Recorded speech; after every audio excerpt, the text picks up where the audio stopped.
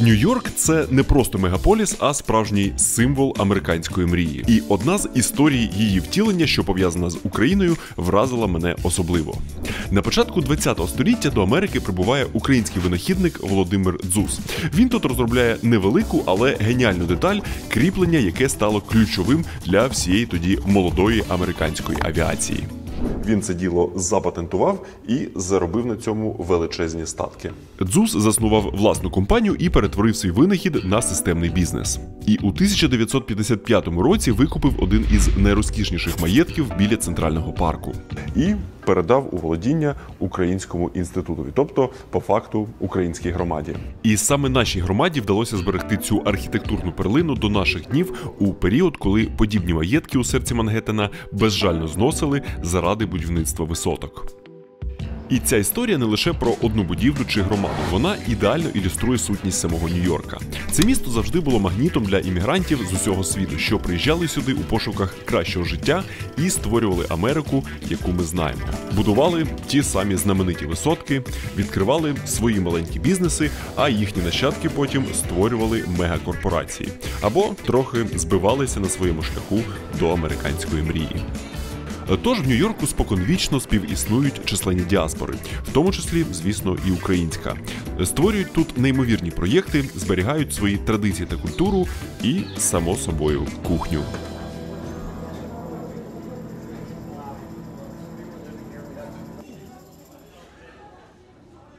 До цих вареничків ми ще повернемось, та спочатку хотів поговорити про їжу Великого Яблука в цілому.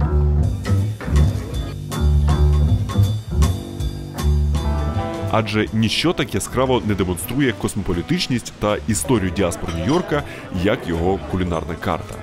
І як у будь-якому мегаполісі, тут можна знайти абсолютно все. Але є страви, які давно вийшли за межі своїх громад і стали справжніми символами Нью-Йорка. І однією з перших таких був звичайний хот-дог. У 19 столітті німецькі переселенці привезли сюди свої традиційні сосиски – франкфуртери і продавали їх з візків. І саме у Нью-Йорку один із німецьких пекарів здогадався вкласти сосиску у розрізану булку, щоб було зручно їсти. І ця проста ідея зацементувала хот-дог у якості ікони вуличної їжі цього міста. Звісно ж, найбільш трушно його було б брати у якомусь вагончику, де із брудної води дістають цю сосиску, але з цим я, якщо чесно, ризикувати не став. А більшість закладів зараз здебільшого роблять такі фенсі хот-доги із різними вичурними начинками, які коштують нормальних таких доларів. І залишилося лише декілька точок, які все ще роблять максимально бюджетний, максимально базовий, старий, добрий хот-дог. І один з таких закладів – це легендарна Грейс Папая. Цю точку відкрили у 1970-х роках, і вона досі збирає черги любителів дешево перекусити класичною міською стравою, спритно зібраною руками дружелюбних хот-догоробів. Тут здавна існує так звана рецесійна пропозиція. Неймовірно влучна маркетингова назва безбожно дешевого, як для центра Мангеттена, меню. 7,50 за напій і аж 2 хот-доги, які щедро оздоблені традиційними овочевими топінгами – квашеною капустою чи битими солоними огірками. Просто найзвичайніша м'яка булка з магазину, якась а-ля мисливська ковбаска і дуже цей кислий соус із огірочками. Це не те, що проста їжа, це просто примітивно базова їжа, але з урахуванням ціни і з урахуванням цієї атмосферності, максимальної доступності для всіх, в цьому є свій шарм. Дивна назва закладу «Папая Грея» походить від прізвища засновника і незмінного з роками напою, який подають до незмінних же хот-догів. Він як молоко змішане з якимось папайним соком. Молоко з якимось папайним соком. Але справжнім гастрономічним символом Нью-Йорка є не хот-дог, а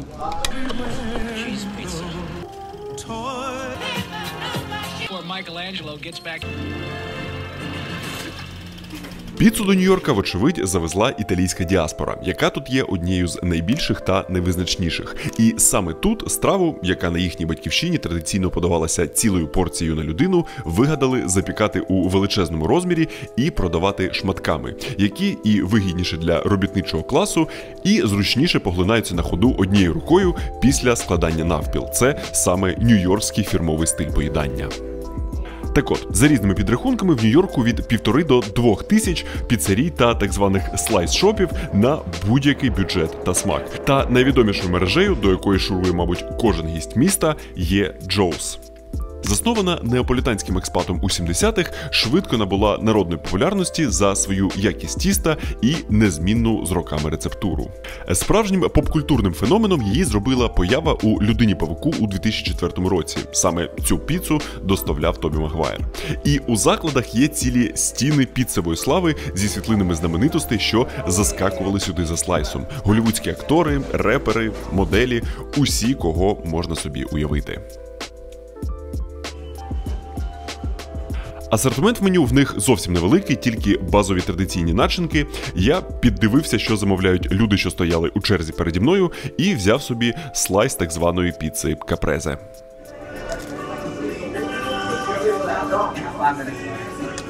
Чесно скажу, вона смакує набагато краще, ніж виглядає. Знизу злегка підпалене, з легкою гірчинкою тісто, яке надзвичайно легко жується. Зверху томат і підозрілого вигляду базилік, який по темнішому більшці, і дуже смачна свіжа моцарелла. Значить, на противагу класичним нью-йоркським слайсам, тут є свій аналог буфету. Так, це мій фетиш – шукати всюди піцу на товстому тісті. І це заклад Village Square Pizza, який я піддивився в якихось нью-йоркських рекомендаціях. Якщо мережа Joe's славиться вірністю традиціям, то цей заклад, в свою чергу, експериментує із формою. На стінах замість світлин американського бомонду роздруковані хвалебні відгуки з інтернету, а на вітрині – апетитні, пухкі, теплі пироги. В мене тут пепероні. Це, мабуть, їхня фірмова історія. На товстезному тісті із купою цих ковбасок і, найголовніше, із гострим медовим соусом. Я коли бачив в інтернеті, як от вони це їм поливають, я вже розумів, що я не поїду з цього міста, поки це не спробую. Я не дарма згадав про цей соус, тому що от саме він додає цьому ділу родзинки. Тому що так, це сама по собі просто піца на товстому тісті з засмаженою до хрумкоти ковбаскою. Але от оцей гострий мед, який потік в мене по пальцях, це все діло об'єднує у один нью-йоркський ансамбль. Другим різновидом піци, яким славиться заклад, є так звана бабусіна – квадратний пиріг із високими бортами, які буквально стримують її нутрощі. Це 3 види начинки – це песто-соус, якийсь томатний і моцарелла.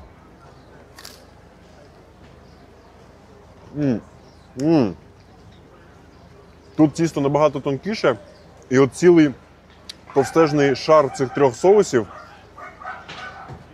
Це супер соковито. І мені прям подобається більше, ніж пепероні з медом. Це супер-пупер жирно, просто вся коробка залита соком та соусами, але неймовірно смачно. Не дарма це справжня нью-йоркська класика. Не така класика, як фірмові слайси, але тим не менше. Страва настільки глибоко увійшла в ДНК міста, що вислів «нью-йоркська піца» не звучить дико навіть для італійців. І якщо вони подарували місту найвідоміший ланч, то сніданок прийшов від іншої визначної діаспори. Мова йде про пухкі, пружні і запашні бублики під назвою бейгли. Цю випічку сюди привезли єврейські мігранти, знову ж таки, на перетині 19 та 20 сторіччя. І традиція їсти цю випічку на сніданок чи просто в будь-який час дня протягнулася крізь роки. За цією традицією мені порадили заскочити до мережевої пекарні під назвою Esse Bagel. Що б це не значило. Але асортимент, як і попит тут, у повнісінькому порядку. Зараз, щоб ви розуміли, ранній ранок суботи і зала повністю забита. Це про щось та й говорить. Початково бейгли були просто зручною доступною їжею для робітничого класу. Їх їли просто як хліб, але з часом почали люксифікувати і додавати різні начинки і намазки. Головною базою серед яких є крем-сир, який, власне, колись винайшли саме у штаті Нью-Йорк і який швидко став дуже популярним серед місцевої громади. І одним з найбільш популярних та нью-йоркських різновидів є бейгли із крем-сиром та лососем.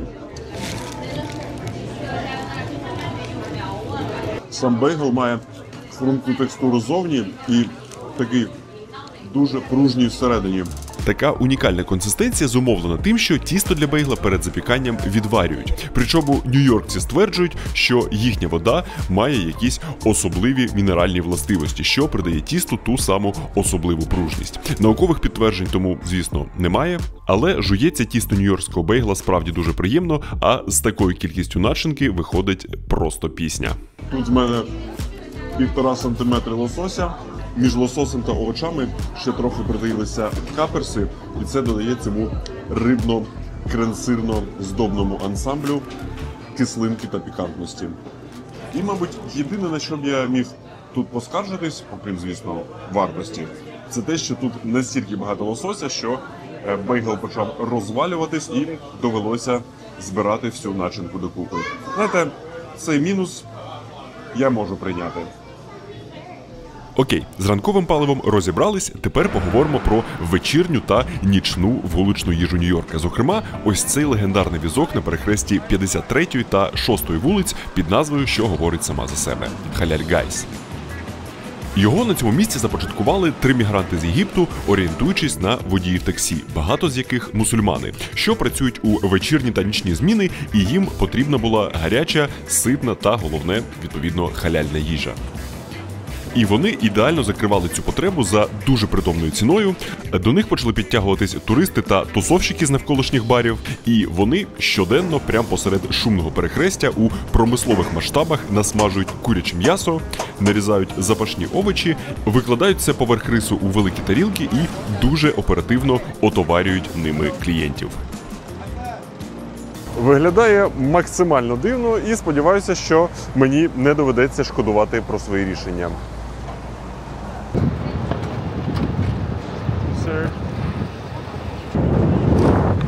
В принципі, я би непогано вписався у якусь нью-йоркську доставку. Окей, доставив цю красу собі до лавочки у Центральному парку і приступаю до розпакування. Оп. Ой, ну пахне прям дуже свіжо, м'ясом і зеленим нарізаним перчиком. Виглядає супер ситно. Зараз завантажу туди соус. Соус майонезний, мене про це попередили, але з якимись фірмовими спеціями. Він трохи нагрівся, поки я їхав. Не дуже люблю теплий соус. Сподіваюся, цей теплий соус не стане вирішальним фактором провалу. Свіже м'ясо, хоч і майонезний, але дуже смачний соус. І купа овочей. Рис, на якому все це лежить, він як плов, але без усіх складових плову. І це прям дуже і дуже ароматно і по-домашньому, але зі стрьомного лотка посеред Нью-Йоркської вулиці. Взагалі максимальний дисонанс, але прям дуже подобається. Централ Парк, прекрасний сонячний день, ось ця таріляка прекрасної їжі. Мені здається, це піковий нью-йоркський гастрономічний досвід. Як я розповідав у попередньому відео, Центральний парк – одне з головних інженерних див Нью-Йорка. Повністю рукотворна зелена зона, яка є не тільки життєво важливими зеленими легенями, а і антистресом. Десь чверть молодих нью-йоркців страждають від тривожності і депресії через шалений ритм і кар'єрні перегони. А це найкраще місце для того, щоб, як зараз стало модним казати, трохи потрогати травичку. Та, звісно, прогулянки на свіжому повітрі не вирішать усіх проблем, тож у Нью-Йорку зосереджено понад 1000 спеціалістів із психотерапії на кожні 100 тисяч мешканців. Більш ніж втричі більше, ніж в середньому по США.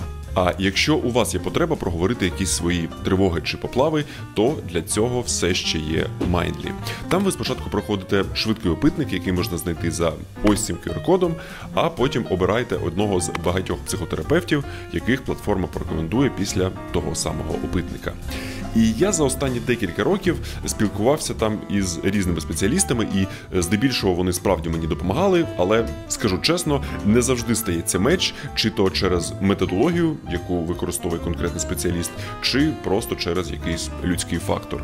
І саме для того в них є перший пробний сеанс, який можна пройти зі знижкою у 10% за ось цим промокодом, який також продублював у описі відео, перш ніж оформлювати підписку на подальші регулярні заняття.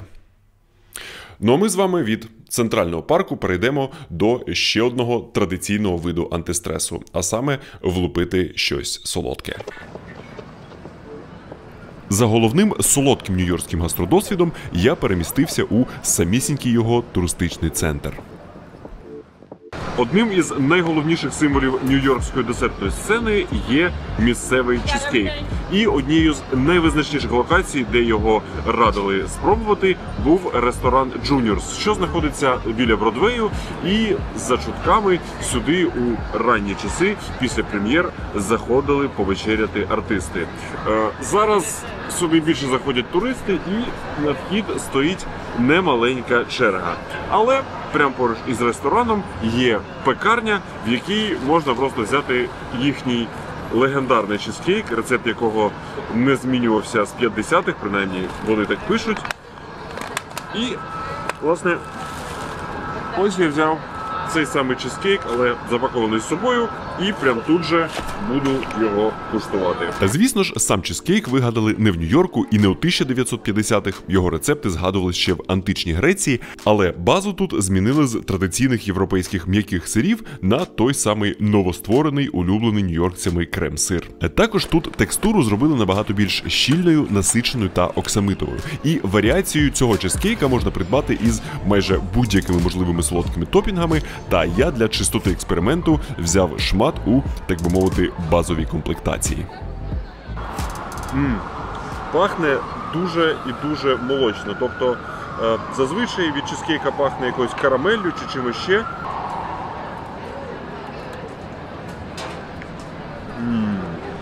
Дуже смачний, солодкий, плавлений сир. В мене дуже прості асоціації все ще. Тіста знизу зовсім мало, увесь акцент на оцій сирно-ванільній суміші. Розумію, чому радили спробувати нью-йоркський чизкейк саме у цьому легендарному закладі. Говорячи про легендарні заклади Нью-Йорка, неможливо було не згадати про всесвітньо відомий Кац Делі, до якого я зараз буду пробувати потрапляти з другої спроби. Моя перша спроба була у вихідний день, і ось так виглядала черга із охочих зайти у ці завітні двері. Ця закусочна була заснована аж у 1898 році і з роками набула репутацію найкращих пастрамі-сендвічів у Нью-Йорку. А за останні роки набула просто якоїсь неймовірної тікточної популярності. Та ще задовго до соціальних мереж, до солідної гастрономічної репутації також додалася поява у одній зі сцен фільму «Коли Гаррі зустрів Саллі» і фраза «Я буду те саме, що й вона», яка ще більше, як прийнято казати, завірусила заклад і підсилила стабільний невпинний потік гостей. І потрапити сюди у час, коли черги плюс-мінус адекватні, вдалося лише у першій половині робочого дня. І те, зала забита вщент. Ці черги стоять до цілого загону катерів або нарізальників, які шинкують те саме знамените пастрамі, адаптацію румунсько-єврейської технології в'ялення м'яса, яке спочатку довго маринують у розсолі, у випадку цього закладу аж до місяця, потім натирають спеціями, коптять і варять. М'ясо від цих маніпуляцій має набувати таких смаків, що сендвічі за його участі роблять абсолютно мінімалістичними, щоб не відволікати від головного.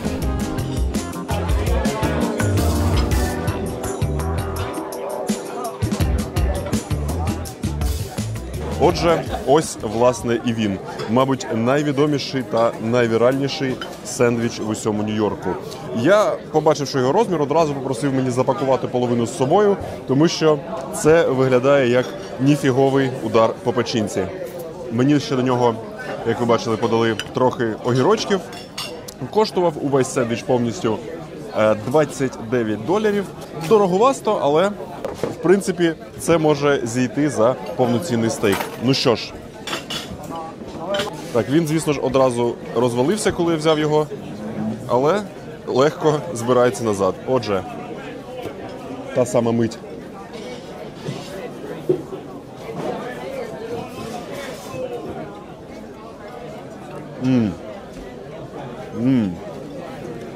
Це просто 2 шматки ржаного хлібу, купа м'яса і трохи гірчиці. Але це просто феноменально смачне м'ясо. Дуже м'яке, воно прям розпадається на зубах. І я з'їв половинку половинки і вже розумію, що піднаповнився. Не уявляю, яким треба бути голодним для того, щоб легко з'їсти цей сендвіч повністю. You want to have a seat? Yeah, it's good. Thank you. Місць тут настільки мало, навіть у будній день, що всі сидять за спільними столами, спілкуються. На щастя, от в мене було місце для камери, але гадаю, що скоро доведеться її прибрати, тому що наді мною вже люди так з засудженням поглядають, що я своєю апаратурою займаю місце для їжі. Та найбільше мені тут запам'яталась не сама мегаканапка, яка хоч і смачна, але, ну камон, не коштує $30, а атмосфера спілкування з сусідами по столу і інтер'єр, що рясніє американською еклектичністю. Тут є своя стіна слави із зірками, що заскакували до пастрамішної, меморіальні дошки і вінтажні неонові вивіски, одна з яких відсилає до традиційної ініціативи, яка тягнеться ще з Другої світової. Відправ салямі своєму хлопцю в армію. Родичі військових замовляли салямі чи інші м'ясні продукти, а закусочна за свій кошт доставляла це діло до військових, у якому б куточку світу вони не перебували. Ще однією фішкою закладу є традиційність. Попри шалений попит, це єдина точка без жодних франшиз і обслуговування ведеться незмінним методом. Ніяких тобі QR-кодів, все записується на паперовий талончик, який треба пред'явити на виході, щоб розплатитись або отримати штраф, якщо раптом це діло загубити. Та, звісно ж, головний інгредієнт атмосфери – це люди. Нью-Йоркери та туристи з усіх куточків світу стоять пліч-опліч у черзі за своїм смаколиком. І ця закусочна мені запам'яталася як така квінтесенція різноманіття спільнот, що історично співіснують в Нью-Йорку та в Америці.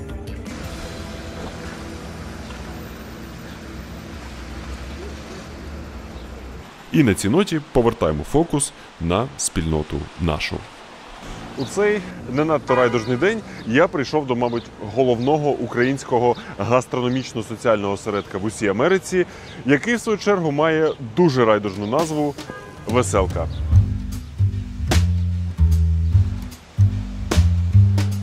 Веселка має більш ніж 70-річну історію існування. Заснована на цьому ж місці у 1954 році українським іммігрантом Володимиром Дармохвалом. Він, як і багато українців того часу, втік від радянської окупації після Другої світової. Починалася вона не як ресторан, а як маленька крамничка солодощів, газет та простих закусок у Іст-Віледж, районі, де історично оселялись українці і який отримав неформальну назву «Маленька Україна». З роками заклад розширювався, поглинаючи сусідні приміщення, і перетворився на повноцінний ресторан, який довгий час до пандемії працював цілодобово і став одним із гастросимволів цієї частини Нью-Йорка, навіть час від часу з'являючись у різних серіалах та фільмах. Щодо історії Веселки, до речі, то про них у 24-му році зробили просто неймовірно цікаву документалку. Ось висить і постер. І якщо ви маєте можливість, раджу подивитись на одному із стрімінгів, тому що, окрім того, що сама історія дуже цікава, це просто неймовірно стильно і по-нью-йоркськи зроблено. Та, що найголовніше, Веселка популярна не тільки серед українських мігрантів чи туристів, а й серед місцевої публіки, яка просто хоче ситно і, головне, смачно поїсти. Знаєте, така атмосфера сидіти в оточенні жовто-блакитних муралів, навколо якісь нью-йоркські студенти у різних студентських худі, і офіціанти їм радять, що спробувати з українських спешалті. Звісно, неважко здогадатись, яке саме спешалті найчастіше радять. Його тут варять в середньому по 50 літрів на день. Він от максимально класичний, яким я його пам'ятаю з дитинства. Буряковий, з гарно провареним м'ясом. Я гадаю, для іноземців, які би хотіли ознайомитися, що ж там за такий український борщ, про який вони стільки говорять, веселківська опція дуже і дуже ок. Також мені порадили скуштувати одну з їхніх спешалті-тарілок із ковбаскою, голубцем і, звісно, варениками та відповідними топінгами. І єдине, чого не вистачає, це шкварок і смаженої цибулі. Хоча, можливо, її замінить ось це. Ось такий карамелізований цибулевий соус. На вареник, сам виріб у сметану. Відчіпляйся, це ж таки двома руками це треба їсти. Це не зграба. Це вареник з грибами, і в нього прям правильна варенична консистенція. Злегка гливке тісто і злегка хрумкі гриби. Я це зараз скажу не тому, що мене там пригощають, я маю відпрацювати рекламу, рахунок закриватиму своїми доларами. Це справді смачно, справді по-українськи, не американізовано і чудово порається із просуванням української гастрономічної ідеї у цьому великому місті. Більшість персоналу, що працює у веселці, українські мігранти. Але, завітавши на кухню, згадуєш, що ти все ж таки у Нью-Йорку, а де у столовці на районі. Дуже незвично бачити, як кухарі з Бразилії та Сенегалу готують деруни. Це справді щось максимально космополітичне.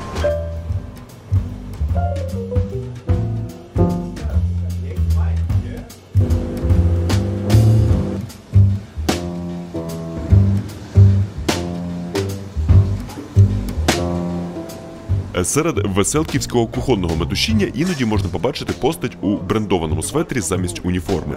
Це Джейсон, власник закладу, що іноді займається нетиповими для власника речима. Наприклад, допомагає відносити готові страви у залу. I'm a big believer you have to lead by example. Oh, got it. That's what I grew up in this business. Джейсон є онуком того самого засновника, і веселка по факту це справжня династійна справа, і зараз він на чолі своєї великої команди продовжує розвивати цю гастрономічну ідею.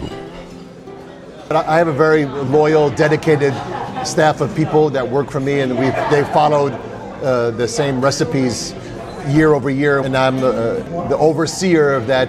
Okay. Being the third generation Ukrainian American, our slogan is Ukrainian soul food, which is made with love, and it's filling and it's nourishing, and I mean, what's better than a bowl of borscht and vareniki? I mean, that's who we are, and I think a lot of people from all walks of life enjoy that. Заклад стабільно десятиліттями був популярним на районі, але, звісно ж, найбільше на слуху став у останні декілька років. Due to the war, we've obviously seen a large spike of business, and we're very happy for that, but I would trade it for an end to the war, and when Stalin died, there was free borscht offered. I will promote the same adage, and I continue to find ways to donate to different humanitarian organizations. З 22-го року вони закумулювали майже $1 мільйон на різні збори, як з продажів спеціальних донейтних страв, так і з просто внесків небайдужих клієнтів. І, що дуже важливо, стали свого роду містком до України і місцем висловлення своєї позиції. After particular incidents or things in the news that may be negative to Ukraine, people are still coming and saying, we support you. I give you a particular instance. When Zelensky came to meet with Trump, he was belittled because of his suit. And it was a bit of an ambush. And it was very disrespectful. And people came and ordered food from us and ordered Ukrainian flags to display in their apartment windows or in their homes. We had a record amount of requests to buy a Ukrainian flag. those things still, pull on my heartstrings and say, we're still doing the right thing. We have to keep the fight.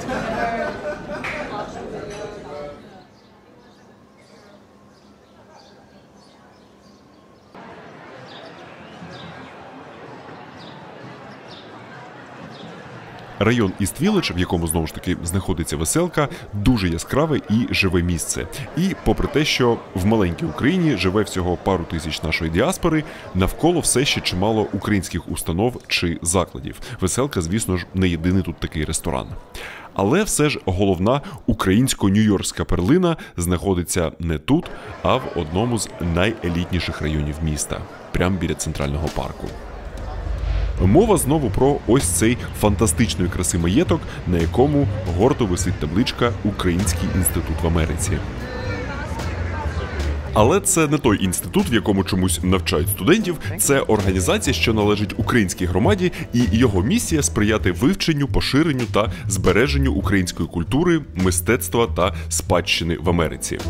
Якщо на більш практичному, то у різних кімнатах розташовані тимчасові виставки видатних українських скульпторів, фотогалереї українських же фотографів і живопис, ви зрозуміли, яких художників.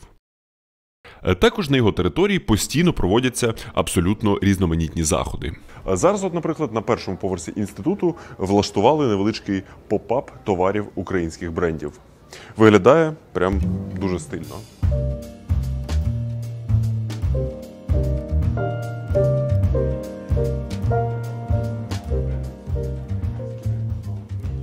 А ось ця простора зала із картинами гетьманів на стінах і зеленню Централ Парку за вікнами зарезервована під якісь особливо урочисті події, концерти або прийоми важливих гостей. Коротше, сутність ви, мабуть, зрозуміли. Все дуже українсько і максимально естетично.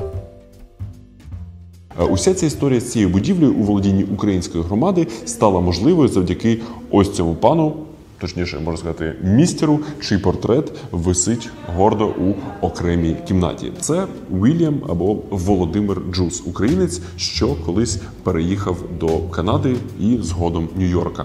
Він був винахідником, і головним його витвором був механізм, який дозволяв герметизувати усе, що потрібно герметизувати у авіації.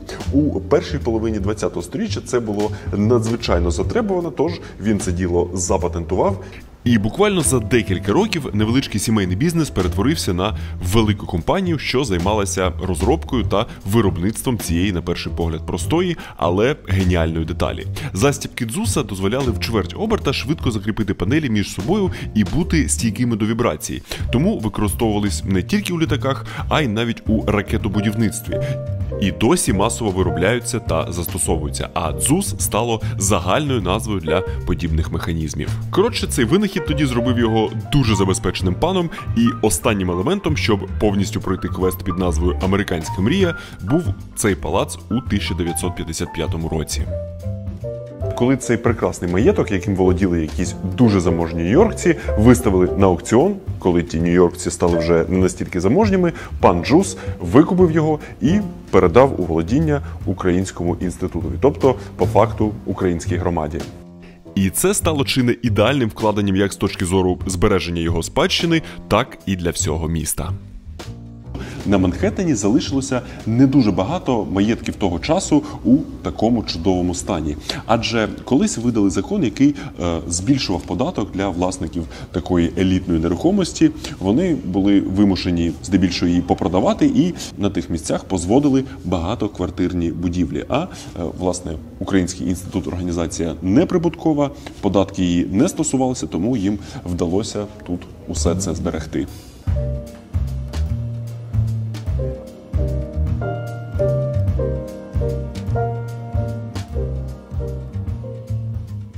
Маєток вважається однією з архітектурних перлин Америки. І тут працює невелика українська команда, яка слідкує за станом, проводить екскурсії та організовує різні події. Бо окрім українських виставок чи попапів, приміщення також часто використовуються, наприклад, як кінодекорація. В них навіть є цілий журнал із тим, що і коли тут фільмувалося.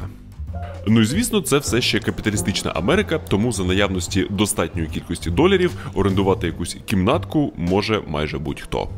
Я правильно розумію, що сюди приходять бренди і під свої якісь вечірки орендують приміщення? Та і бренди, і приватні особи, і вони абсолютно можуть зробити кастомізований сетап.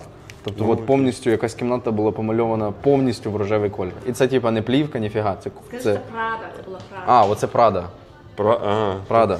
Прада до нас зайшла. Якась день народження 10-річної дівчинки. І якщо що, не переживайте, увесь той мейкап зняли і кімнату повернули до первинного вигляду. Коротше, справді дуже потішило те, що одна з найестетичніших сторінок Нью-Йорка пов'язана саме з Україною. Щодо збереження історичної архітектури, то в Нью-Йорку також з особливою увагою ставляться до своїх перших висоток початку ХХ століття. Здебільшого їх під крило беруть різні приватні компанії і перевикористовують під комерційні потреби. Наприклад, як може пам'ятаєте, легендарний Flatiron Building зараз перебудовують під люксові апартаменти. Та ми вирушаємо до іншої більш ніж столітньої будівлі, яка колись була велетенським універмагом, а зараз, звісно, трохи перепрофілювалась. І майже всі її поверхи займають різні IT-компанії. Деякі з них дуже добре всім нам знайомі.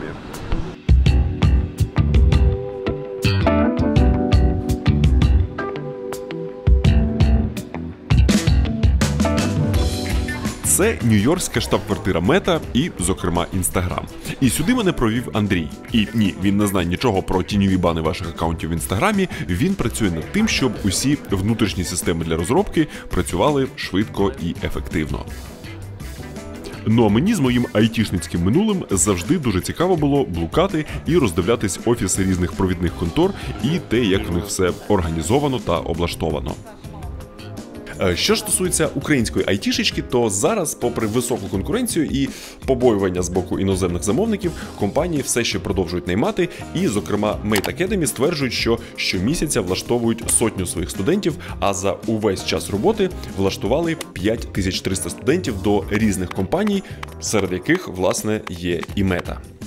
А Mate – це, власне, академія різних IT-професій, яка має дуже цікаву модель оплати. Саме навчання є безкоштовним, але потім, після виходу на роботу у сфері IT, протягом 3 років вираховуватиметься відсоток із майбутньої зарплатні.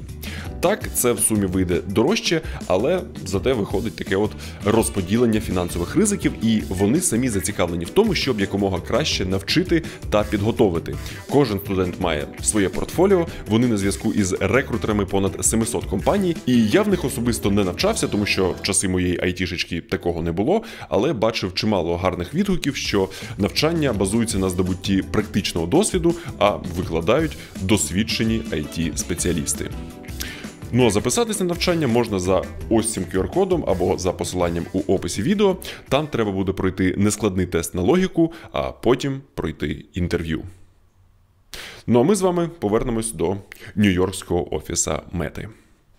Так от, штаб Інстаграма я б не сказав, що якийсь надзвичайно інстаграмний. Та в ньому мені найбільше запам'яталась біполярність. Те, що тут є цікаві сучасні фішки із, наприклад, можливістю знайти, в якій кімнаті зараз якийсь співробітник і прокласти до нього маршрут у реальному часі. Але при цьому те, що все це у явно раритетній забудові, яка, якщо придивлятись, місцями вже ледь дихає. І те, що офіс Мети здебільшого виглядає як один великий фудкорт. Так, звісно, їжею в офісах вже нікого не здивуєш, адже це чи не найкращий спосіб заманити співробітників назад до робочих місць після ковіду, але тут це справді на рівні якогось шаленого черевоугодництва. Вибір від італійської кухні до справжнього барбекю посеред робочого дня.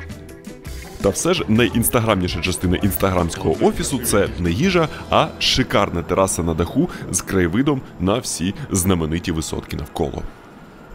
І насправді для Нью-Йорка це дуже круто, тому що, здавалося б, місто хмарочосів, але доступ до цих самих хмарочосів або зачинений, або коштує солідних гривень. На всі ці Рокфеллер-центри, Емпайр Стейт або нові оглядові майданчики по типу Еджа на задньому фоні коштують десь від 50-60 баксиків. І замість стояння у черзі на ліфт до якогось туристичного оглядового майданчика краще поговоримо про один з найвизначніших типів нью-йоркської та, відповідно, нью-джерсійської забудови, який не так видно на міському обрії, але який формує його образ з висоти людського погляду. Це впізнавані таунхауси із високими сходами, які називають браунстоун. Вони виникли, коли у 19 столітті середній клас захотів мати житло, яке б виглядало солідніше за цеглу, але було б доступнішим за мармур. Тому більшість із них облицьовані характерним коричневим пісковиком, звідти і пішла така назва. Головна ж конструктивна особливість – височезні сходи до дверей, які мали неочікувану функцію – захист оселі від величезних куб конячого посліду на вулицях тих часів. Так, у 18 столітті ця проблема була актуальнішою за інклюзивність. Вони будувались як житло на одну родину із технічними приміщеннями у цоколі, вітальнями на першому поверсі і спальнями та кабінетами на вищих рівнях. У 20 столітті більшість таких будинків розділяли на 4, а то й 5 окремих квартир, але конкретно цей класичний браунстоун у Джерсі-Сіті зберігся у традиційному вигляді, і в ньому мешкає дуже крута родина, з якою я хотів вас познайомити. Конкретніше, з дорослою її частиною – Марією та Люком. Марія є співзасновницею «Разом» – одного з найбільших волонтерських проєктів у США. Команда «Разом» почала активно займатися допомогою Майдану з перших днів і потім плавно і швидко переросла в волонтерську організацію. Вже з 22-го року ми зрозуміли, що в нас є структура, в нас є люди і в нас є репутація для того, щоб робити щось більше і масштабніше. І, власне, разом із Люком, який є провідним нейрохірургом, вони започаткували один із найбільш вражаючих проєктів під назвою Copilot або «Другий пілот». So the mission overall is simply an exchange between American Western neurosurgeons and neurosurgeons in Ukraine. Люк та декілька його колег їздили до українських лікарень і допомагали там із консультаціями та спільним проведенням операцій, тобто були такими хірургічними другими пілотами. I have been super impressed by the talent of Ukrainian neurosurgeons because I'll tell you, they're doing the same surgeries we are in the United States, but they're doing it with less technology, less good equipment, and so that takes a lot of skill, you know. Now, I'll tell you, when the full-scale invasion started, the mission of the Copilot project changed quite a bit. Very early in the war, because of our substantial work in Ukraine, we got contacted by a number of different humanitarian organizations throughout Canada and the United States and Western Europe, saying, we want to do something in Ukraine. We are a group of orthopedic surgeons. We want to go to Ukraine. Could you help us? Тож з 22-го року декілька сотень західних хірургів абсолютно різних напрямків виконали майже 1000 надскладних рятівних операцій в Україні і провели десятки тисяч годин у консультаціях, навчаннях та спільній роботі. І за цю діяльність у 24-му році проєкт Copilot отримав престижний гуманітарний орден Святого Пантелеймона, який, до речі, вручали у тому самому Українському інституті. Та найбільш вражаюче те, що за допомогою їхніх консультацій і через, на жаль, величезну кількість операцій, що за останні роки доводиться проводити в Україні, сталася дивовижна зміна ролей у цьому обміні досвідом. They have more experience than anybody in the world now, and so it's exciting that we can turn the paradigm around a little bit. And right now during the war, we're seeing that Ukraine is giving us back a lot more than we ever expected. And so we have a lot to learn from them too. Такі історії справді спонукають мене вірити у краще. І коли робив цей сюжет, думав розбавити його десь жартом про те, що між українськими та американськими нейрохірургами стався ось цей мем. Але вирішив, що якось негарно буде порівнювати справжніх супергероїв із якоюсь нью-йоркською вигадкою.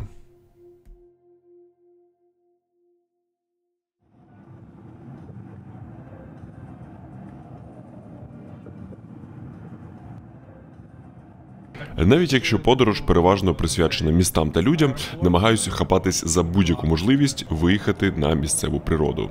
Тож, в один з днів ми з Андрієм, з яким вас знайомив у попередній серії про Нью-Йорк, поїхали за місто трохи подихати повітрям, потрогати травичку і перепочити від бетонних джунглів.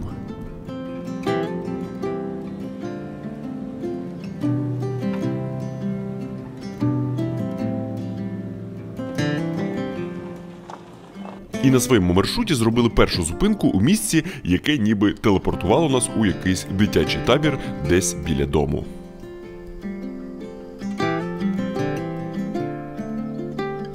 І відповідь, що це взагалі таке, містить всього 3 літери – СУМ.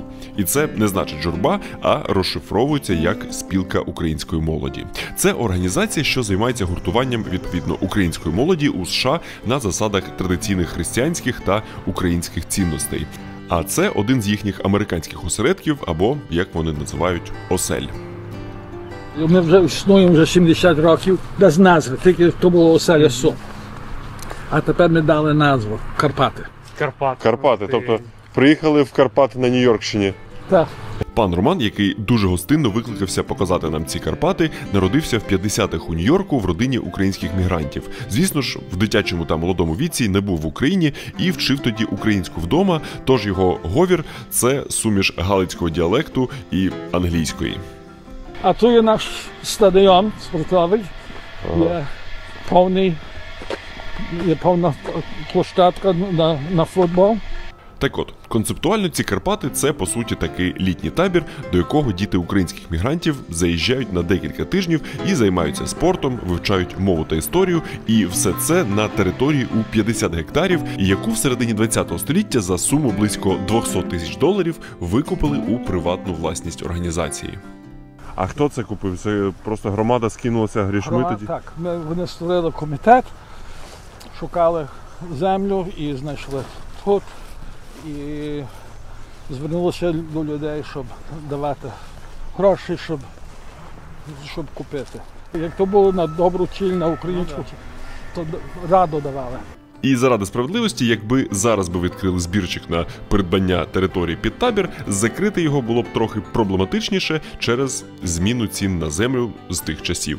Якби ми хотіли продати так, як воно є, то би було яких 10 мільйонів. Ого.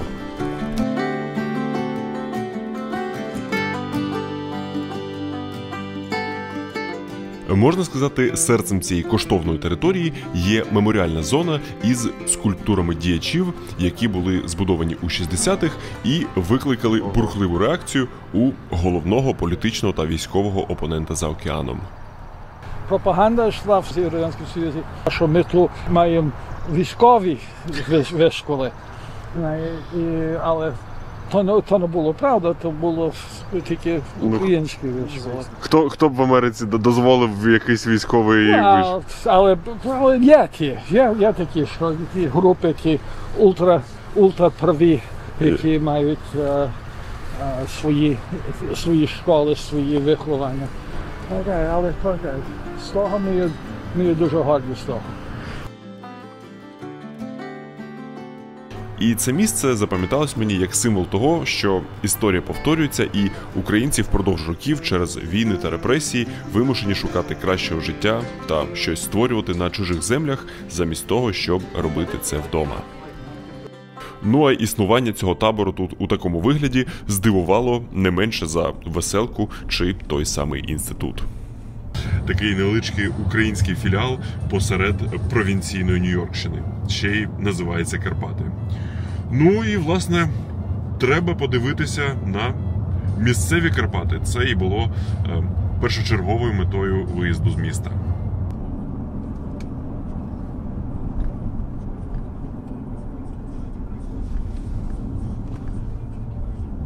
Отже, основною метою на цей день був один із, як мені сказали, найпопулярніших хайкінгових маршрутів серед нью-йоркців. І я не міг не скористатись можливістю сходити у таке от діло.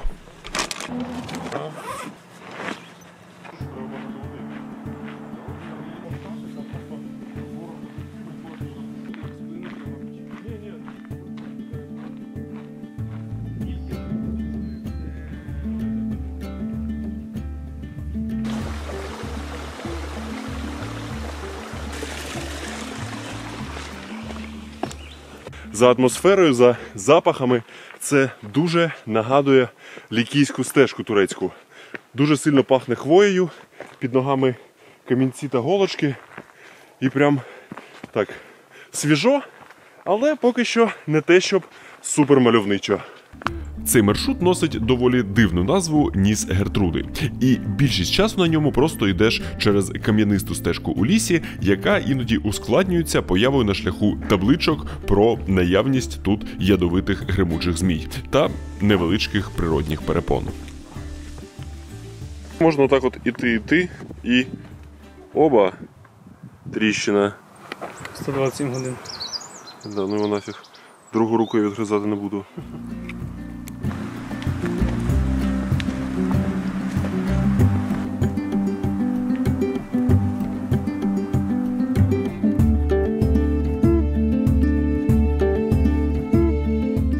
Головною зупинкою цього в сумі 16-кілометрового маршруту була вершина із мальовничим угрупуванням скель, ніби такий великий природній оглядовий майданчик із краєвидом на безкраю зелену долину. І якщо так замислитись, то всього якихось 400 років тому територія Нью-Йорка виглядала саме ось так. І в масштабі всесвітньої історії людство майже миттєво перевтілило його до повної невпізнаваності. Не краще чи не гірше, то вже кому як.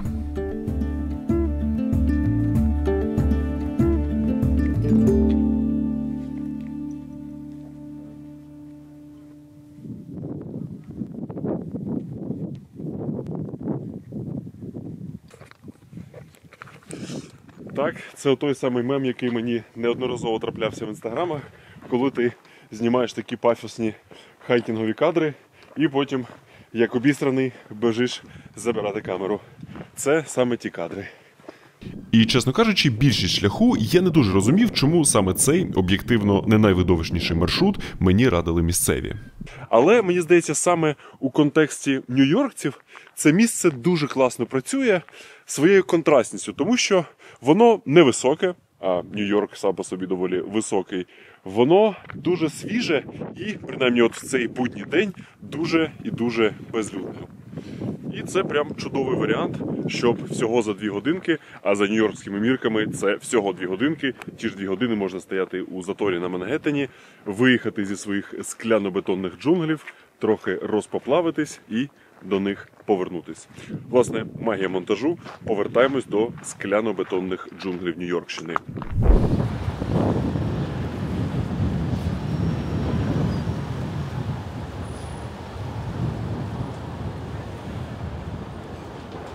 Цей мегаполіс постійно живе шаленим ритмом і надто часто байдужістю до чужого болю, особливо, якщо цей біль десь на іншому континенті. І я хотів розповісти про ще один проєкт, який став ніби справжнім містком емпатії між Америкою та Україною. Містком, який тут спроєктувала Дар'я Коломієць. Цікаво те, що ми з Дар'єю вперше і востаннє, виходить, бачилися за 2 тижні до повномасштабного вторгнення на якомусь блогерсько-медійному шабаші в Буковелі. З тих пір в мене, в принципі, вектор моєї діяльності залишився незмінним, а от у Дар'ї повністю, так би мовити, змінився. І ми в Нью-Йорку! Це надто тревельно було. Власне, колись більше діджейка і ведуча, а тепер культурна активістка Дар'я Коломієць тривалий час перебувала у Нью-Йорку і працювала над благодійним проєктом «Щоденники війни», який відчувся мені справжнім феноменом у напрямку культурної дипломатії тут у Штатах. Чому щоденники для мене такі важливі? Тому що для американців є багато війн, які вони бачать в інстаграмах, тіктоках. І часто зруйновані будівлі, зруйновані міста, не знаю, плачущі діти, їм змішується все в один жах. А щоденник дає їм конкретне ім'я і обличчя, тобто це і пам'ятування. «Щоденник війни» або «Diary of War» – це читання зі сцени американськими акторами для американської публіки щоденників українців про їхнє життя у перші дні російського повномасштабного вторгнення. І це не традиційна театральна вистава, а абсолютно документальний перформанс, який має колосально сильний імерсивний ефект. Для американців дуже важливі розваги. Так. Їм важливо, щоб ти сміявся, увага отака коротка. А тут вони не дихають протягом 10 хвилин. Not good at all. Люди не дихали. Люди не дихали, люди не рухались. В цей момент я зрозуміла, що щоденник дуже потужний адвокаційний матеріал, і я маю з цим щось робити. Що це далі буде моя місія. На зараз було проведено 17 читань щоденників в рамках театральних фестивалів та окремими подіями. Залучено більше 40 акторів, зібрано декілька сотень тисяч доларів для батальйону госпітальєрів та, що найголовніше і що не так просто виміряти цифрами, скільки американців по-справжньому щиро пережили цей досвід. Та почалося все із одноіменного подкасту, який Дар'я створила на самому початку 2022-го. Почалося велике російське вторгнення, 5 ранку, ясно, ніхто не знав, де ховатися. Ну, це був шок, ми всі це пам'ятаємо, я не буду це пояснювати, як для американців. Коротше, на якийсь день я просто записала себе на телефон, де я просто сказала свій щоденник. Де 15 хвилин я, не аналізуючи нічого, просто розповіла. Я пам'ятаю ту першу ніч в укритті, коли я почула, як все бомбиться, як все літає, як все гримить. І потім я подзвонила, написала Джамалі, яка тоді вже евакуювалася зі своїми дітками. Я кажу, просто запиши голосовим, не треба нічого писати. Поки їхали по дорозі, перед нами пролетіло щось. Я не знаю навіть назв цієї штук всяких. Якась ракета. І я послухала, це цікаво. Я почала збирати історії такі, я почала збирати історії з Маріуполя, я монтувала їх в конкретні монологи і одразу викладала на Ютуб. Ми всі прокинулись о 5 ранку. Я почула першу сирену у своєму житті. Почала дивитися у вікно, розбудила чоловіка. Вибухи були один за одним. Повний підос. Розпочалася війна. Всього вона зібрала 41 таку історію, і коли влітку 22-го їй випала можливість відправитись до Нью-Йорка на курс з акторської майстерності, про який вона мріяла 10 років, там зародилася амбітна ідея, аби щоденники війни з аудіоформату перейшли на театральну сцену великого міста. Треба зрозуміти, я не приїхала в Нью-Йорк до когось. А-ля історія Мадонни, яка приїхала з $2 робити кар'єру, так я приїхала так, з 2 гривнями, щоб зараз всі говорили про Україну. Я хотіла, щоб всі просто про нас говорили. І десь я була нарвана, дуже смілива, але це завдяки силам оборони, правда. Коли я побачила, що роблять мої друзі, я зрозуміла, що ми найахуєнніша нація. Матюкатися можна. Я була, unstoppable. Коротше, я почала стукати в усі двері. І, звісно, не одразу, але двері таки відчинилися. And it was without question the most powerful material I'd seen anyone do. And I thought that I could help connect her with actors who might be interested in the project. None of you came here tonight to be entertained by a fiction. There are these true stories of ordinary people who found extraordinary courage. I'm Musa Gurnas. I'm the Associate Artistic Director of the Private Theater, Director and co-producer of the Diary of War benefit readings that we've been doing here. Я одразу сфокусувалася на тому, що це мають розказувати американці для американців про Україну. Через їхній рот, їхньою мовою, в їхні ж вуха доходить набагато краще, їм зрозуміліше. Це моя людина. I'm not suffering here. And no one from my team is suffering here. We are living our best lives. One thing that's really powerful for American audiences is when they start to recognize like how normal Ukrainians' lives were before the beginning of the full-scale invasion. How similar to theirs.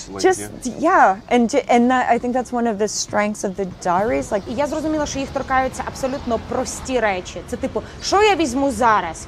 Дорогу сукню, тому що вона дорога, чи теплі речі, чи повернуся я колись додому. You don't know what to do when you evacuate like that. You don't know what is right. Тут вони почали реально підходити і давати мені фідбек. Ого, а я не знаю, що б сталося, якби Нью-Йорк атакували.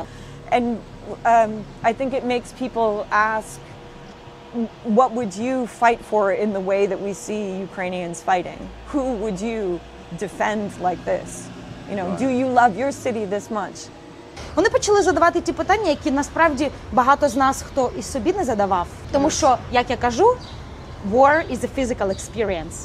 Ти не можеш, і це повертається до того, а що було з нами, коли Росія напала на Грузію, чи там Сирія. Ми зараз це розуміємо набагато більше, і ми готові це слухати. І тому ці історії, коли вони чують, вони наближають їх до фізіологічних відчуттів і до питань. Mariupol is my home. And I want to come back home. You know, it's not just that like Americans are sort of doing Ukrainians a favor by listening to these stories. Ukrainians are doing Americans a favor by offering these examples. Let yourselves be inspired. Let yourselves be moved to help. Дуже важливо також те, що усі задіяні у проєкті люди працюють безкоштовно, тобто це по факту їхнє культурне волонтерство.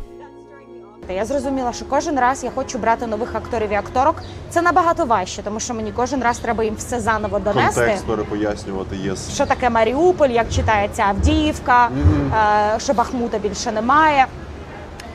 Але чому? Бо підходить моя акторка Кали і каже: Дар'я, я нічого не знала про Україну. 2 тижні я ні про що більше не говорю ні з сім'єю, ні з ком'юніті, ні з акторами, окрім України, після цього щоденника. Вау.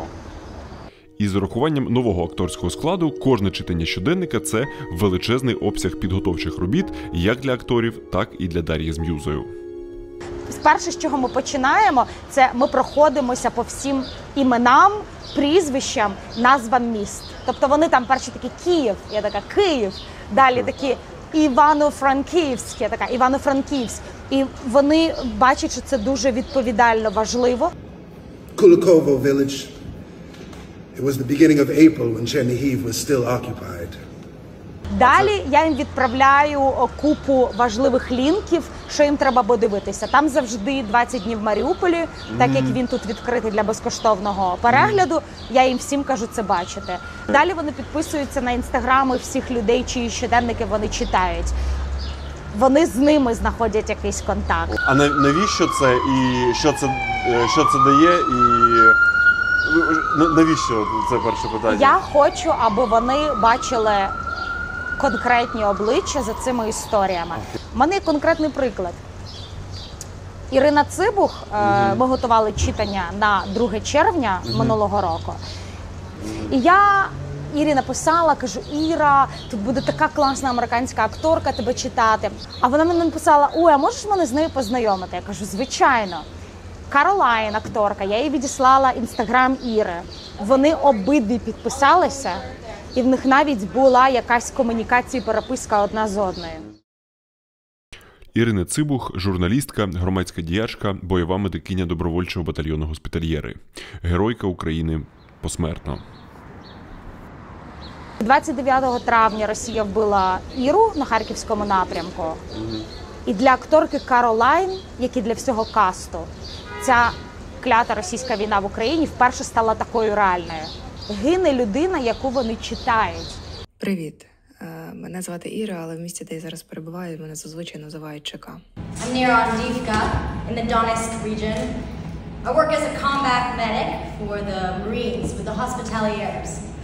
В якийсь момент я вже перестала запам'ятовувати поранених, перестала запам'ятовувати, коли я чистила зуби, милася, коли я їла.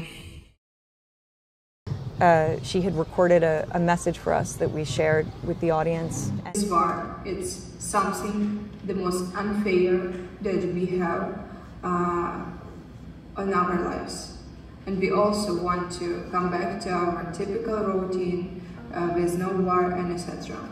But we really need you to fight against all this evil. Thank you. Коли історія стає настільки особистою для акторів, будується нейромережа емпатії, яка здатна долати океани, і формуються нові розуміння про нас, про наш досвід, цінності і чому нам варто допомагати. Байдужим не залишається ніхто. Ці люди, які в залі, і ці люди, які читають, розумієш, це важко виміряти, бо вони підуть додому, вони підуть в ком'юніті, їхні рішення акторські будуть базуватись на цьому також. Це не відбувається швидко, але це відбувається дуже результативно. На момент виходу цього відео Дар'я повернулась до Києва, але продовжує працювати над проєктом віддалено. У планах повернутися до Штатів, а також проводити читання в країнах Європи. І я щиро бажаю, щоб все вдалося, адже щоденник війни – це, мабуть, найскладніша, але найчесніша форма культурної дипломатії, про яку я знаю. І я дійсно вражений роботою Дар'ї, М'юзи та усіх задіяних, бо завдяки ній тема війни в Україні перестає бути безликими заголовками чи відео в соцмережах, а стає персональним переживанням людей з іншого континенту.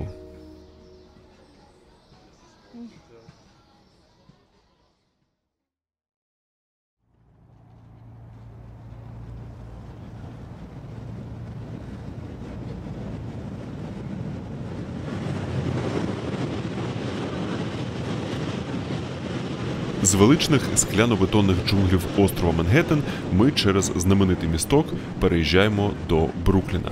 Це найбільш населений боро міста, і взагалі, якщо б він відділився від Нью-Йорка, то за населенням був би 4-тим містом у США. Це справжній низькоповерховий Вавилон, де кожні 10 хвилин поїздки на метро змінюють не лише архітектуру, а й мову, якою розмовляють на вулиці. Тут у Брукліні проживає більше євреїв, ніж у Єрусалимі чи Тель-Авіві. Тут одна з найбільших маленьких Італій та чайнатаунів.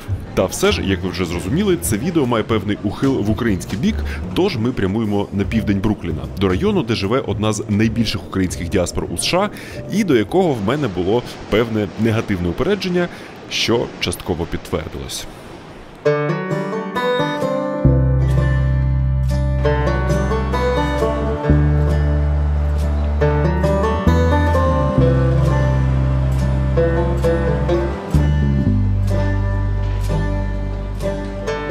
От виглядає і звучить воно так, ніби я знаходжуся на якомусь ринку біля виходу з метро у спальному районі. Році так у 2009-му.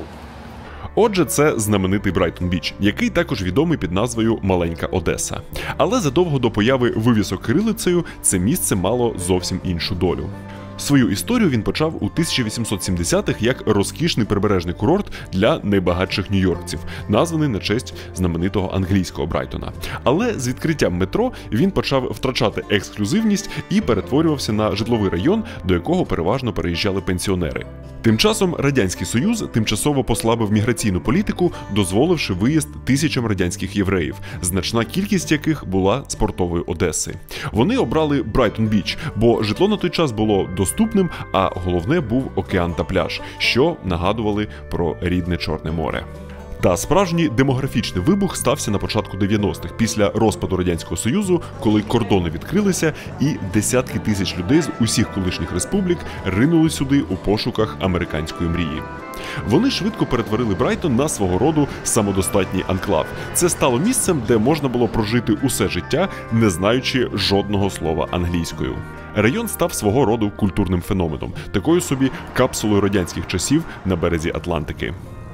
Тобто в Одесі, наприклад, вже цього одеського говору не знайдеш, а тут він є. Тому що люди приїхали там 30 років назад, і вони от так само говорять, вони так само себе поводять, і в них все залишилось так само. В них навіть прийти в квартири, в них не буде там вот этого модернізованого. Ні, в них от так, як воно було. Да, серванти, реально, бо я була в таких квартирах. От все, я так само, як дивився цю квартиру, то я так само ходив, дивився по різним, і я просто, мене це шокувало, думаю, як ці серванти, серйозно.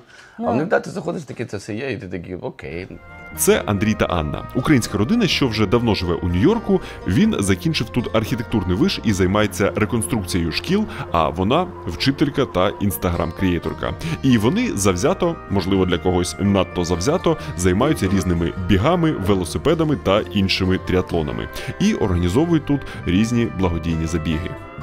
Власне, завдяки бігу я з ними і познайомився. 2 роки тому ми випадково перетнулися на марафоні у Токіо і, прибувши до Нью-Йорка, разом з Андрієм бігали центральним парком. І так, слово за слово, і я вже в них у гостях у південному Брукліні, трохи в бік від Брайтона, у одній з висоток одного немаловідомого забудовника. Вони із Лукою, третім майбутнім тріатлоністом в їхній компанії, мешкають у невеличкій і дуже затишній квартирці із виглядом на Манхеттен з балкону. Точніше, з ось таким виглядом, але ріелтор зазначав краєвид у оголошенні. Так от, мешкаючи у декількох кварталах від Брайтона, вони з роками неодноразово перетинались із місцевими особливостями, які частково і підтвердили мої упередження. Тут правило, коли ти приїжджаєш, не працюй зі своїми. Тому що тільки свої тебе дурять більше всього. І це, правило номер 1. На тобі виїжджають. Але є і друга сторона медалі. Є люди, які приїжджають сюди, і вони такі, тут є свої люди, ти трошки ментально, окей, все, я тут, більш-менш там якусь мову, зрозумів хоча б, як все працює, робота, оренти, там машини, ліси, це все. Тоді, в принципі, звідси можна переїжджати. І тобто, якщо ти це робиш, це такий нормальний якийсь хронологічний, порядок. Речей. Еволюція, да. А коли ти приїжджаєш, а тут лишаєшся, то це, мінус. Та в останні роки Брайтон почав змінюватись. І цей процес, зокрема, запустила війна в Україні. З прибуттям потужної нової хвилі українців Брайтон-Біч став місцем дерадянізації та, можна сказати, публічної боротьби за культурний простір. Цікава історія в тому, що коли почалося повномасштабне вторгнення, влада Нью-Йорка майже одразу перейменувала цю головну вулицю на Ukrainian Way. Це, по факту, стало другою офіційною назвою Брайтон Авеню. З іншого боку, район та інфраструктура навколо теж почали підтягуватись і повертати колишній престиж. Останні, може, 2-3 роки, може навіть 4, почало все так досить сильно мінятися, коли почали змінюватися ерії, коли почали строїти ці висотки. Там дуже багато всередині amenities, для того, щоб ти там їх вчитися, працювати, басейни, спортзали, відповідно. Тож, якщо ти айтішник, ти хочеш бігати, плавати, бери собі, купляєш тут, в тебе все поряд є. І коли ці люди почали більше сюди приїжджати, то і Брайтон почав всім мінятися. І от деякі там були ще старі магазини, де там оці всі фартухи, щось якісь такі продавалися, той же саме Санкт-Петербург, його вже немає. Санкт-Петербург, якого вже немає, це магазин товарів для ностальгуючих за тими часами, який переїхав з українського шляху у менш прохідне місце. І знаєте, в цьому, мабуть, є щось символічне. І загалом виходить, що Брайтон-Біч переживає вже не перший виток історії. Курорт, район для пенсіонерів, пострадянський анклав і вже нова сучасна хвиля розвитку. У Брукліні та Нью-Йорку взагалі мало що залишається незмінним. Цілі райони народжуються, занепадають та змінюють свою мову та цілі.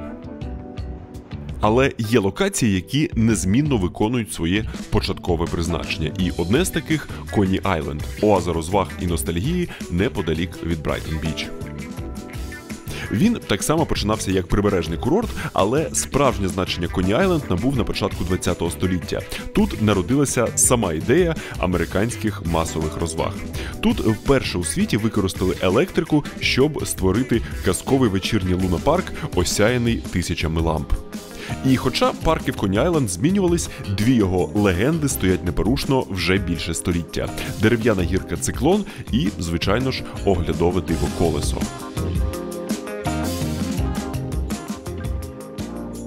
Воно офіційно знаходиться під охороною як пам'ятка Нью-Йорка, адже було збудоване ще аж у 1920-му і напхане різною унікальною на той час механікою.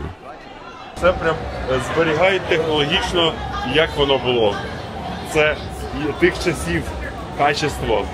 За все існування на ньому не було жодного інцидента. І з нього так само можна краєм ока побачити крихту заходу сонця і Мангеттенського обрія, який до невпізнаваності змінився за понад столітню історію цього колеса.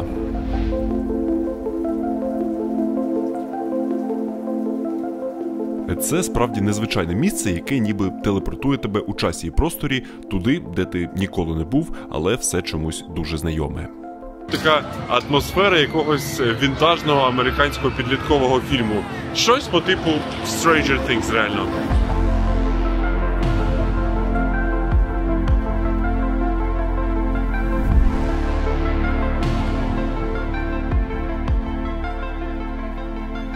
І кажуть, що це місце якоюсь мірою символ Старої Америки, і не тільки в плані естетики. Тут досі немає високих воріт чи плати за вхід, що відсіює відвідувачів, на відміну від сучасних відполірованих Діснейлендів. Доступ сюди, як колись до Сполучених Штатів на початку ХХ століття, був вільним для всіх, хто прибував до цих берегів будувати свою американську мрію і допомагати будувати Нью-Йорк. І також символічно, що це кінцева станція однієї з найдовших гілок міського метро. І кінцева зупинка цієї моєї нью-йоркської подорожі.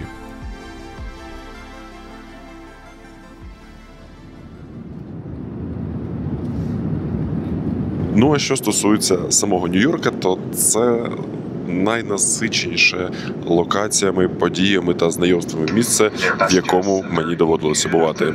Так, ми зараз будемо приземлятись і трохи більше порефлексую, коли вже повернуся додому. Всього я був у місті, що ніколи не спить, 10 днів, які відчулися, мов мінімум місяць. І у ці 2 відео не війшло усе, що довелося побачити, скуштувати, з ким зустрітись і усі чисто нью-йоркські маленькі спогади. Наприклад, як я, проходячи повз вуличний майданчик, вирішив покидати там м'яча і перетнувся там із легендою місцевого стрітболу, якого до того бачив лише у себе у соцмережах. Я відчував опасіння за свою техніку, захват від масштабів і архітектурної сміливості, неодноразові гастрономічні здивування і гордість за наших людей та те, що вони робили та роблять у одному з найважливіших міст світу. Так, воно, м'яко кажучи, далеко не ідеальне, про це можна було взагалі зробити окреме відео, але вдалося хоча б трохи зрозуміти, чому локали настільки, майже як харків'яни, ідеалізують своє місто. І ти отак ідеш по вулиці, такі, да, от все такі, типа, є міста, є такі теж там, вони там мегаполіси і бла-бла-бла, але Нью-Йорк, то це, звісно, Нью-Йорк. Типу, ну, от щось в ньому є, така своя сила, такого, що немає в інших містах. Дуже складно описати, що це за така аура чи енергія цього міста, але її відчуває кожен, кому доводиться тут опинитись. І можна вважати, що, побувавши у Нью-Йорку, тему якихось тревел-блогінгів у великих містах тимчасово можу вважати для себе підзакритою. І тому вирішив підзняти завершальні кадри для цього відео у наступній більш гірській мандрівці, бо наступні відео все ж таки планую присвятити більш мандрівницько-пригодницько, відповідно, гірській тематиці. Тож, як завжди, не забувайте підписуватись та натискати на YouTube-ний дзвоник, щоб він надсилав вам оповіщення, коли я щось нове завантажую. Адже трапляється це останнім часом не так часто, як комусь у коментарях би хотілося, але все ж таки у кожне відео вкладаю дуже і дуже багато зусиль. І, відповідно, дуже дякую вам за те, що додивляєтесь їх аж от до фінішної прямої. Це справді надзвичайно цінно, що ви стільки часу готові дивитися на мою пику в екрані. Окрема вдячність також компанії Altexsoft. Це IT-компанія, в якій я не працюю вже більше 5 років, але вони продовжують потроху підтримувати такі от мої фільмувальні відрядження, але найголовніше, що продовжують підтримувати сили оборони у рамках своєї кампанії «Не з неба». Вона за ось цим QR-кодом, це їхні постійні збори на дрони та комплектуючі, в які вони закидають від компанії і просять долучатися усіх небайдужих, які, сподіваюся, є і серед моєї аудиторії. Також посилання на це лежить у описі цього відео, поруч із посиланням на їхні вакансії, якби кому було релевантним. Ну і знову ж таки, повертаючись до цього відео, сподіваюся, мені вдалося передати вам хоча б частинку атмосфери цього невеличкого, але надзвичайно важливого клаптика Америки. Я обов'язково планую колись ще повернутися до цієї країни, подосліджувати вже більш, знову ж таки, гірські місця. Це не Америка, це Доломіти, якщо що, але в Америку, знову ж таки, теж планую завітати. І, сподіваюся, побачимось з вами у наступних відео.